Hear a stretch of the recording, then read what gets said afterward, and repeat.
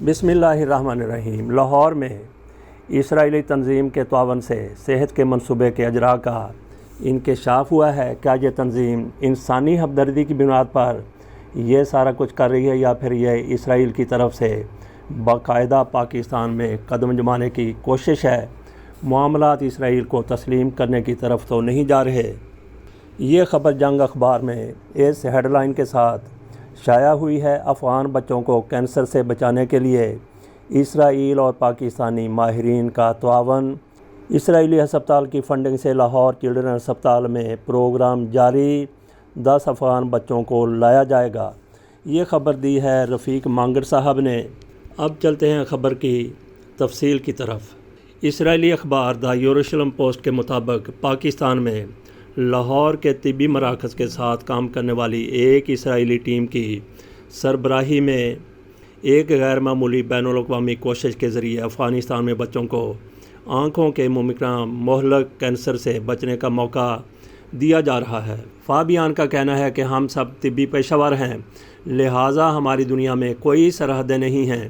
اسرائیل پاکستان کا ریٹینوبلاسٹوما silk road programme Afghan بچوں کے لیے ہے۔ پروگرام میں اسرائیل کی 3 ٹیمیں، ایک اسرائیل، دوسری افغانستان اور تیسری پاکستان میں خدمات سر انجام دے رہی ہے۔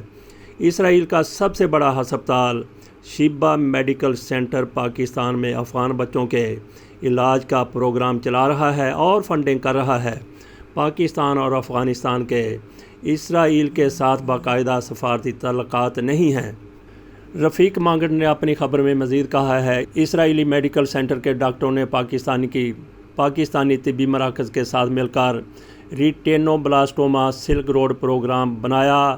شیبا میڈیکل سینٹر میں آنکھ کے ٹیومر کے علاج کے ماہر پروفیسر آئیڈو فابیان متاثرہ افغان بچوں کے علاج کے لیے پاکستان منتقلی کی قیادت کر رہے ہیں۔ وہ 2017 سے کینسر پر ایک مطالعہ کر رہے تھے جب انہوں نے افغانستان میں اس کی سخت ضرورت کو دیکھا۔ تاہم 2021 میں طالبان کے افغانستان پر کنٹرول کے بعد افغانوں کے لیے ملک چھوڑنے کی اجازت حاصل کرنا بہت زیادہ مشکل ہو گیا۔ فابیان کا کہنا ہے کہ اگر اس کا مؤثر طریقے سے علاج نہیں کرتے تو بچہ مر جائے گا۔ نہ صرف بینائی، ایک آنکھ یا دونوں آنکھیں کھونا، بلکہ اس سے بچے کی موت ہو جاتی ہے۔ افغانستان میں اس کے علاج کا کوئی مرکز نہیں۔ فابیان نے کئی پاکستانی طبی مراکز کے ڈاکٹروں کے ساتھ رابطہ کیا، تاہم لاہور میں چلڈرن ہاسپٹل کے ساتھ کام کرنا شروع کیا۔ چلڈرن ہسپتال کی پیڈیاٹرک انکالوجسٹ ڈاکٹر ہما ظفر کا کہنا ہے کہ ان تمام مریضوں کے لیے جن کی افغانستان میں ریٹینوبلاسٹوما کی تشخیص ہوئی ہے، ان بچوں کے علاج کے لیے افغانستان میں سہولیات دستیاب نہیں ہیں، پاکستان میں آسانی سے دستیاب ہیں۔ سفر کے دوران افغانوں کو درپیش رکاوٹوں کی وجہ سے فابیان نے شیبا میڈیکل سینٹر سے 3 ٹیموں کو منظم کرنے کی درخواست کی اور فنڈ حاصل کیا۔ پہلی اسرائیل میں مقیم شیبا ٹیم نے جو پروگرام کو مربوط کرنے میں مدد کرتی ہے، افغانستان میں دوسری ٹیم جو بچوں اور ان کے اہل خانہ کو علاج کے لیے پاکستان میں داخلے کی خصوصی اجازت حاصل کرنے کے لیے کابل لے جانے کا کام سونپا گیا۔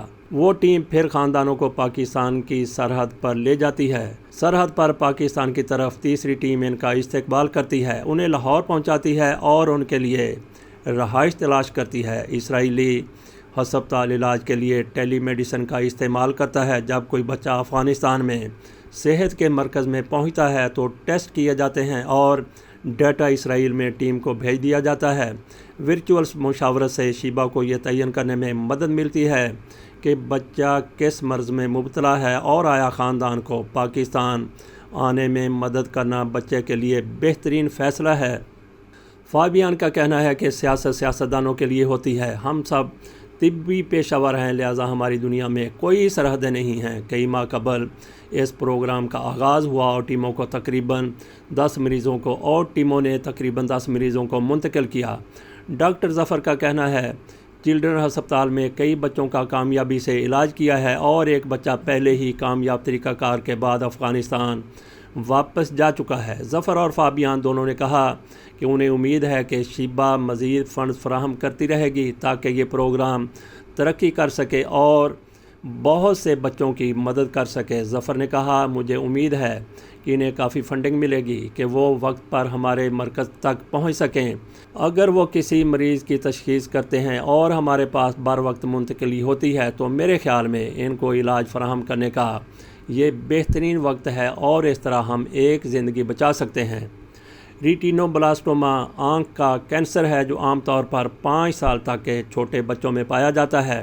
زیادہ آمدنی والے ممالک میں جہاں اس مرض میں مبتلا بچے مختلف قسم کے علاج حاصل کر سکتے ہیں، تقریباً سبھی زندہ رہتے ہیں، حالانکہ بہت سے متاثرہ آنکھ سے محروم ہو جاتے ہیں۔ تاہم کم آمدنی والے ممالک میں بقا کی شرح 50% سے کم ہے۔ ورلڈ ہیلتھ آرگنائزیشن کا ہدف ہے کہ 2030 تک عالمی بقا کی شرح 60% ہو جائے۔ افغانستان میں ہر سال کینسر کے تقریباً 100 نئے کیسز کی تشخیص ہوتی ہے، لیکن ملک میں ضروری علاج کے لیے طبی ڈھانچے کی کمی ہے۔ یہ ہم نے آپ کے سامنے رکھی رپورٹ جو جنگ میں شائع ہوئی ہے۔ اس معاملے میں سیاسی پہلو سے زیادہ انسانی پہلو کو دیکھنے کی، مد نظر رکھنے کی، پیش نظر رکھنے کی ضرورت ہے، لیکن کئی چیزوں کو پھر بھی نظر انداز نہیں کیا جا سکتا۔ پاکستان میں ہر تیسرا شخص کسی نہ کسی حوالے سے مدد کا منتظر رہتا ہے، صحت کے حوالے سے بھی، تعلیم کے حوالے سے بھی۔ ایسے معاملات کو بڑی بڑی طاقتیں ایکسپلائٹ کرنے کی کوشش کرتی ہیں۔ اسرائیل کے پاس وسائل کی کمی نہیں ہے، جدید ٹیکنالوجی اور اعلیٰ مہارت سے بھی لیس ہے۔ کل دوسرے، پرسوں تیسرے ہاسپٹل کو کسی بھی حوالے سے ایسی تنظیموں کے تعاون کی ضرورت پڑ سکتی ہے، اور پھر یہ ضرورت وسیع ہوتی زیادہ ہی وسیع ہو سکتی ہے۔ لیکن ہمیں یقین ہے کہ ہمارے اداروں کی ایسے معاملات پر کڑی نظر ہے۔ اسرائیل کے شیبہ والے اپنے اسی مقصد تک محدود رہتے ہیں تو شاید ان کی پاکستان میں زیادہ مخالفت نہ ہو۔ اس معاملے کے دیگر پہلوؤں پر بھی ایسے معاملات سے آگاہی رکھنے والے دوستوں کے ساتھ بات کریں گے۔ آپ کے کمنٹس کا بھی انتظار رہے گا۔ اجازت دیجیے، اللہ حافظ۔